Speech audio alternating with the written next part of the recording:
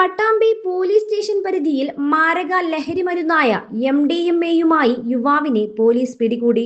Pattambi college street സ്വദേശി ഇരട്ടയിൽ വീട്ടിൽ ഹംസയുടെ മകൻ സുബൈറാണ് അറസ്റ്റിലായത്. കഴിഞ്ഞ ദിവസം രാത്രി മുതുതല കോഴിക്കോട്ടിരി ഭാഗത്ത് പട്ടാമ്പി പോലീസ് നടത്തിയ പരിശോധനയിലാണ് ഇയാൾ വലയിലായത്. പ്രതിയുടെ പക്കൽ നിന്നും കവറിലാക്കി സൂക്ഷിച്ച നിലയിൽ 9.19 ഗ്രാം MDMA കണ്ടെടുത്തു. ലഹരി മരുന്ന് വിൽപ്പനയെയും ഉപയോഗത്തെയും കുറിച്ച് പോലീസിന് ലഭിച്ച രഹസ്യ വിവരത്തിന്റെ അടിസ്ഥാനത്തിലായിരുന്നു പരിശോധന.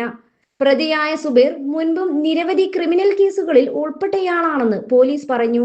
ഇയാൾക്ക് ലഹരി മരുന്ന് എവിടെ നിന്നാണ് ലഭിച്ചതിനെ കുറിച്ചും ഇതിന് പിന്നിൽ മറ്റാരെങ്കിലും ഉണ്ടോ എന്നതിനെ കുറിച്ചും പോലീസ് അന്വേഷണം ഊർജിതമാക്കിയിട്ടുണ്ട്. സംഭവത്തിൽ കേസ് രജിസ്റ്റർ ചെയ്ത പോലീസ് കൂടുതൽ അന്വേഷണം നടത്തിവരികയാണ്.